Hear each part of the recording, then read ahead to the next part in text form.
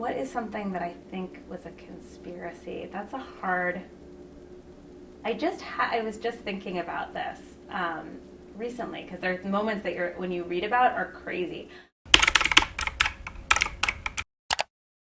My name is Professor Geismer. I'm an associate professor of history. I have taught at CMC since 2010, and my area of specialty is recent, so that means 20th century United States history with a focus on political and urban history. Well, I think there's a couple of different things. I mean, one of the really important questions about history is to really understand the present in many different ways, and that's not to sort of be presentist, but to sort of think about how looking to the past can give us the critical tools to think about the present.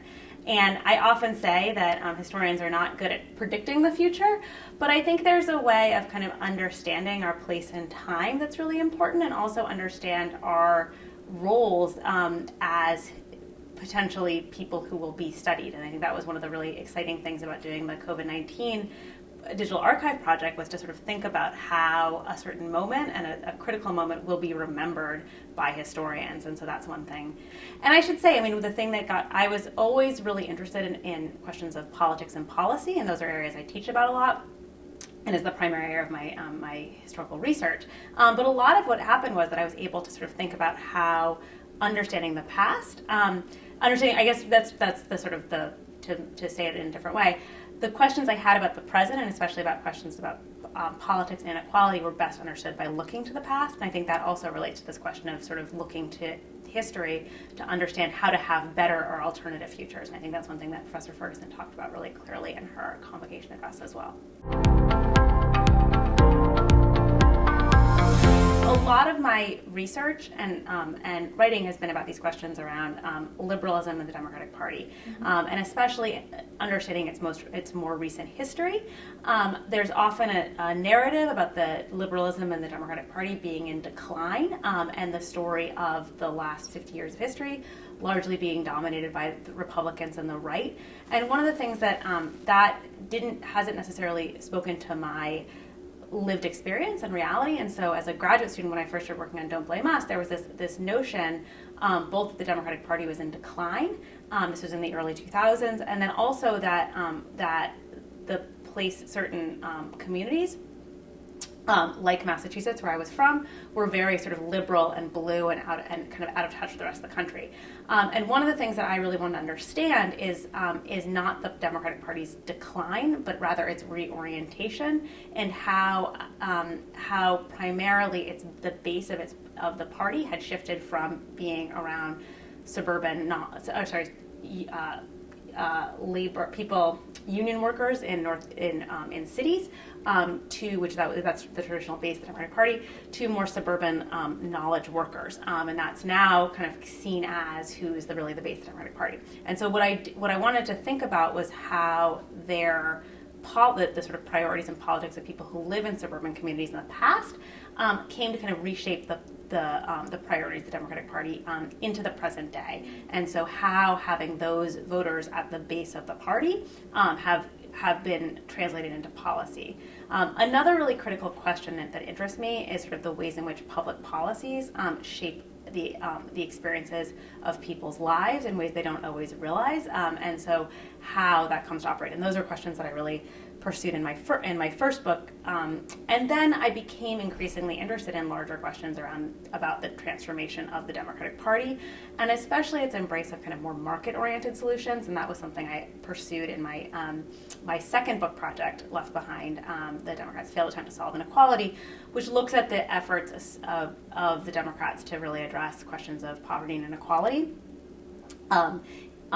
since the 1970s, but really in the 1980s and 1990s. And so I was interested in that, of how that's shaped kind of larger approaches to addressing persistent problems of inequality, contributed to problems of inequality, but also how it's contributed to certain key tensions and fractures we see within the Democratic coalition today.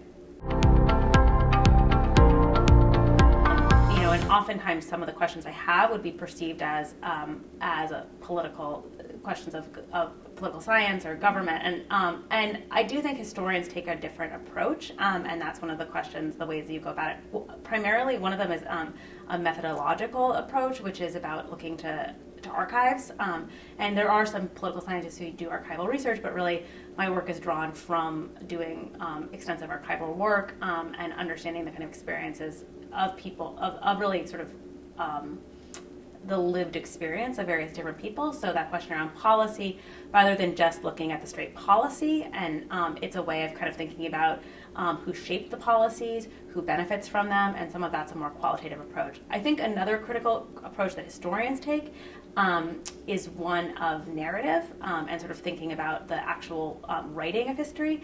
And so that's one thing when you asked about the question of sort of the future history. The other thing that I think about is that of the idea of making history also goes the idea that you actually are writing and constructing history.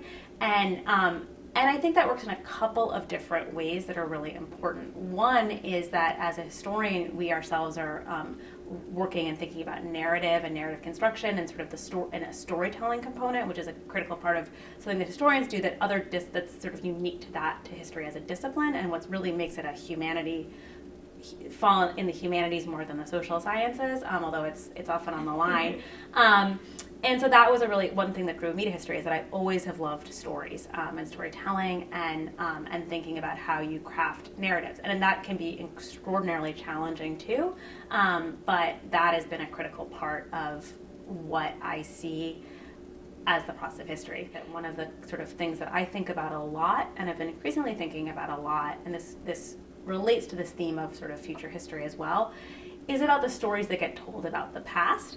And one of the things, so in my own research, that there's particular stories that get told about the history of liberalism and the Democratic Party. A lot of that's some of it can be by conservatives. We see this in the public realm, but also by Democrats and liberals themselves. And so the ways I'm interested in what those narratives illuminate and what they obscure, and how to create sort of other stories about that time that sort of capture a more complex reality. And so that's a sort of critical thing that I think is really important to the study of history as well, is to kind of think about it's not just about the actual events, but also what stories get told about them. And that's one thing I've been really invested in doing in my career, both as a scholar and then also as a teacher. I think that for my first book, one of the things that it sort of spending a lot of time on it and challenged how I think about it is to be a lot more empathetic to my historical actors and historical subjects, and to understand and recognize their particular choices. And so that's one thing of studying kind of affluent people who live in the suburbs and their politics. I think I started off often being quite hard on them, and then sort of understanding and getting a sense of empathy of where they were coming from and understanding their positions. And that's one thing I really try to impart in the book, and I also try to impart in my teaching, that we need to learn from who our actors are, where they are, and what kinds of things shape them. With Left Behind, so a lot of different things influenced that book. I mean, some of it was that it was a time different. So writing about the 90s, and I was myself coming of political age in that moment, and sort of thinking about how that moment might have shaped my politics in obvious and less obvious ways, was a really interesting set of questions, and some that didn't necessarily seem initially obvious to me when I first started working on it, but I thought about more. Sort of one of the things that I think is really fascinating about it is that the time. Right now, younger people are much more sort of politically active and sort of vocally active than I think they were in the 1990s, and that's one thing that I'm really interested in and thinking about why that was. And so that really shaped the project in various different ways, and sort of questioning where certain voices were, where were they absent. I also think that my interest in the topic very much. So another thing that happens as a faculty member is that we're influenced by our students, and the questions around sort of thinking about the market and the potential of the market to do good, which is a huge theme of Left Behind, was in many ways influenced by students and things that students were saying in class. And I was really struck, especially about, I would say, 8 to 10 years ago, there was a really large emphasis among students about the idea that if you wanted to change the world, you turn to the private sector, not to the public sector. And so you go work in big businesses like tech, and Wall Street as well. And that really fascinated me, that why the idea of kind of going, the private sector and the market can be the space for doing good. And so that's one thing I really wanted to understand. And I think that is something that at least kind of, I would say, rhetorically has shifted among students. I've seen more students who want to kind of go into more public sector work, and sort of don't see no longer see the private sector in quite with the same kind of utopian vision that I think that there was in kind of around 2012. But that's something that also really inspired my thinking on this project. My hope is, I think that there can be a concern sometimes that there's people just grab back aspects of history and use them selectively, and we've seen a lot of people over the years do that within especially within politics. My hope is that by giving more historical context, there's a broader sense of engagement, and I think also sort of especially in terms of creating public policies that come to address the types of sort of pervasive problems that we've seen. So one thing, and actually I would say both of my book projects that I tried to understand is the role of policies and social movements to some degree, and political parties, their role in producing certain forms of inequality. And so the idea would be that if you look to that, you can kind of find alternatives that wouldn't reproduce those same types of problems. And so that has been one thing that I've really tried to do. I think so I'll use the example of Left Behind, that there's a particular narrative that gets told and about the 1990s, and especially about economic growth during the 1990s and what happened. And one of the things that I wanted to do with the book is to show the ways in which that type of growth was actually sort of predicated on a lot of forms of inequality. And that I think is a useful thing as we're sort of thinking about other kinds of policy direction for the United States to come to. So those are places that I've hoped to kind of have a role or be able to kind of contribute to public conversation. What is something that I think was a conspiracy? That's a hard... I was just thinking about this recently, because there's moments that when you read about are crazy. I will answer it this way. I was just having this conversation with my husband because he couldn't believe that I didn't think that the JFK assassination wasn't a conspiracy, but or that there was it wasn't just the lone shooter. I will say one thing, one moment that I think actually doesn't get enough attention, but should get more attention, is the Iran-Contra controversy or scandal. I think it's a really, really serious moment, and there's a number of different reasons for why it doesn't get as much attention as it does, but I think that it's something that actually, of all the kind of moments of scandal in terms of politics, that there's not a lot of attention to, that it's really sort of fundamentally important.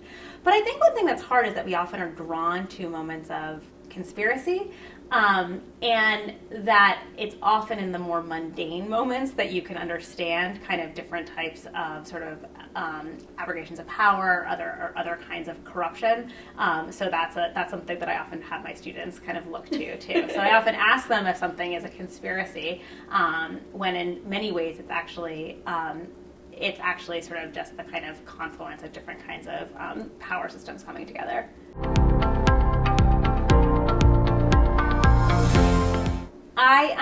One faculty member that has been profoundly influential to me has been Professor Gary Hamburg in the history department, who teaches classes on the intellectual history of Russia. So it's a different field, but I think is a brilliant scholar and teacher. I also think that one of the people at CMC who deserve a tremendous amount of recognition is the registrar's office. I think that it's incredible to me how efficient they are, how supportive they are to faculty and staff, the amount of knowledge that they have. And so I constantly find them to be, I think that they're the best registrar's office of any registrar's office at any school in the country. So I think that they often don't get the recognition that they deserve. Everyone should go give gifts to the registrar's office. No. But I would say if I was going to give any advice to CMC students, it's to respect the registrar's office.